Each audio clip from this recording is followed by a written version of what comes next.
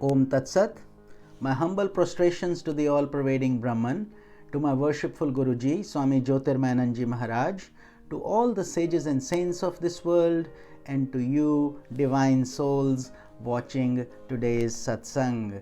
Today we are starting chapter number 2 from the Sadhana Pad of the Raj Yoga Sutras of Patanjali Maharaj.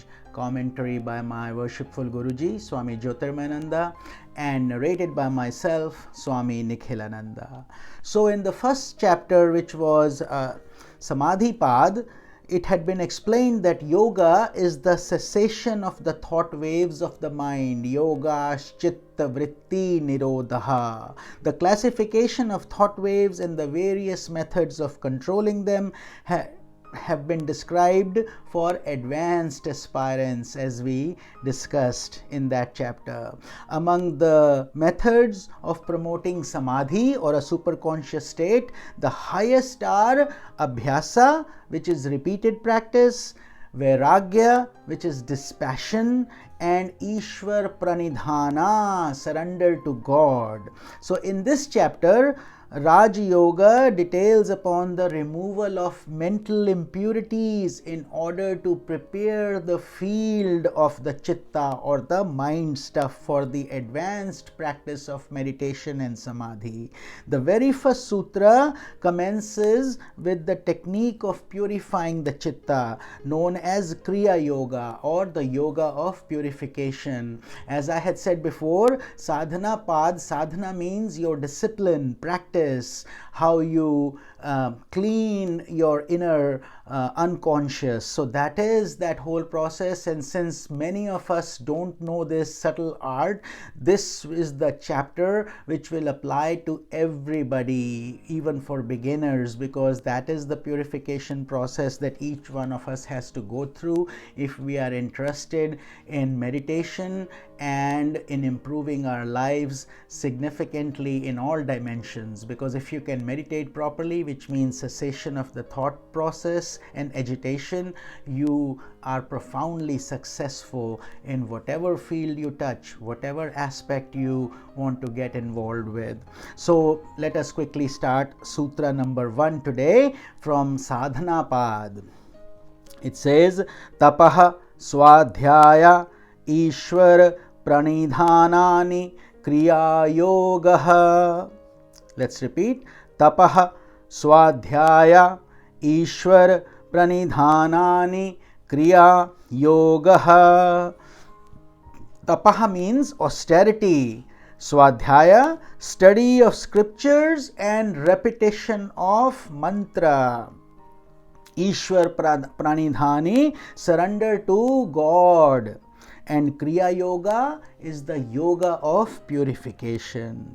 So the meaning of this sutra says austerity, study of scriptures, and surrender to God constitute Kriya Yoga, the yoga of purifying the mind. Therefore, we cannot approach it from just a merely intellectual viewpoint. We actually need surrender to God. There is a divine energy that is much greater than all of us combined that has created this whole universe. So therefore, we have to have all three with faith, dedication. So it's a lot of effort, but the journey starts to become more and more serene and melodious if you are guided properly and you put in your best self-effort.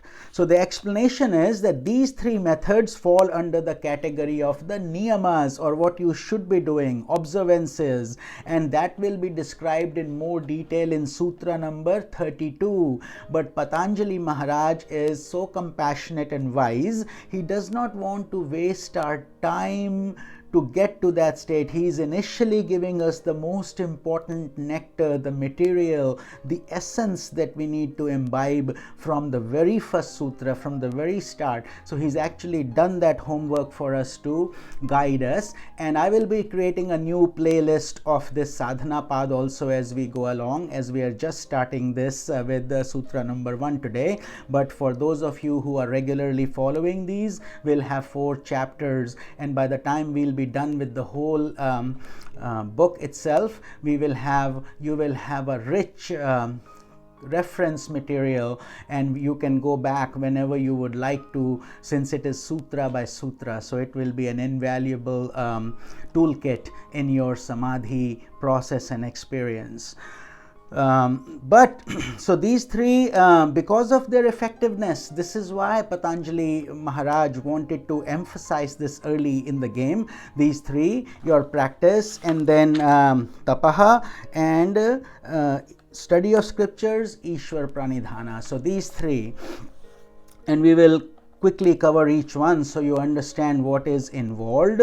Tapa means austerity, consists in performing one's duty with patience, handling adversity with grace, undergoing physical and mental ailments with endurance and forbearance, and observing fasts and other intense forms of spiritual disciplines. That is called tapascharya. Tapa means going through the disciplines that are needed for your body and mind, so consciously doing that. An aspirant should develop a spirit of austerity towards all painful conditions in life, such as parting of dear relatives, loss in business, sickness, age, death, and other calamities, etc. Because this is part of our being humans. We have to go through adversity and prosperity. They alternate in our life. So just as gold is purified by subjecting it to fire, it shines and it brightens up. In the same way,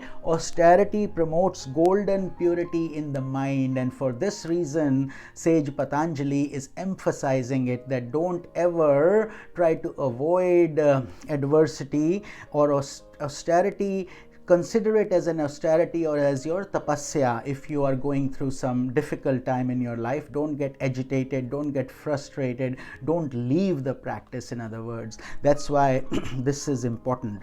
Second is swa adhyaya. Swa means yourself, adhyaya means to educate yourself, to study. So it refers not only to the study of the scriptures, but also to the repetition of your mantra. Mantra, man means your mind, tra means to get experience, to repeat it, repetition. Mananatrayate iti mantra. So when you have a chant that you regularly do and you pray with faith, that mantra carries a potency, it gets stronger, and it helps you in your spiritual journey. So daily study of, for example, Srimad Bhagavad Gita, the Upanishads, the Vedas, the text of yoga and Vedanta philosophy, they offer an effective form of satsanga or good association to the aspirant. And for this reason, I have been doing satsanga for almost 2 decades now, for a long time, and currently we are doing 2 satsangs,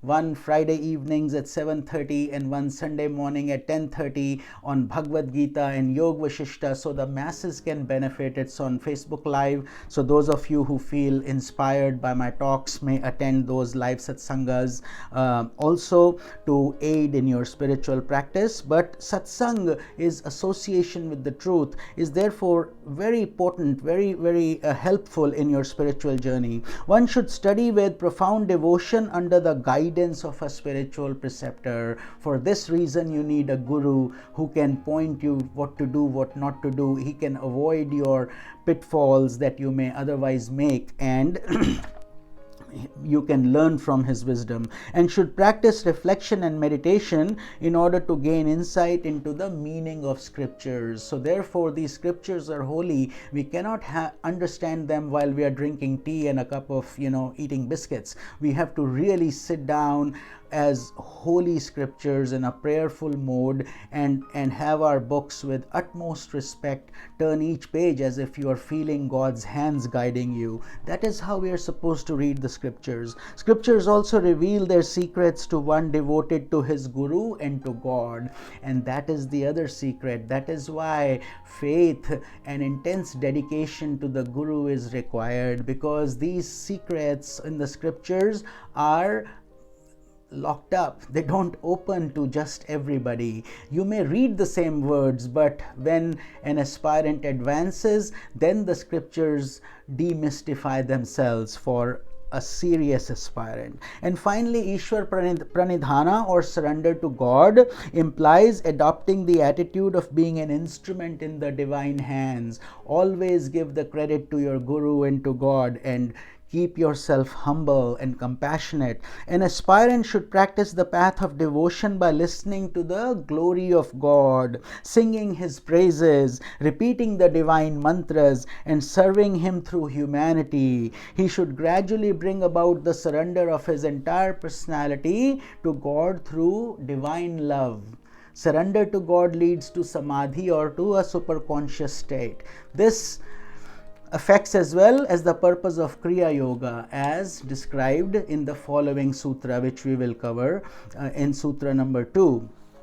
But this is why this discipline is so important. As we go on this journey of sadhana path, we have to understand to conclude for this sutra, 3 things are extremely important. Number 1 is tapas, which is your austerity and your ability to handle adverse conditions. The second thing is swadhyaya, the study of scriptures and constantly doing your mantra japa. And the third one is Ishwar Pranidhana, being an instrument of God and thinking and respecting God's world that you live in, which means even this body that we have been given, the breath, all that belongs to that divine energy.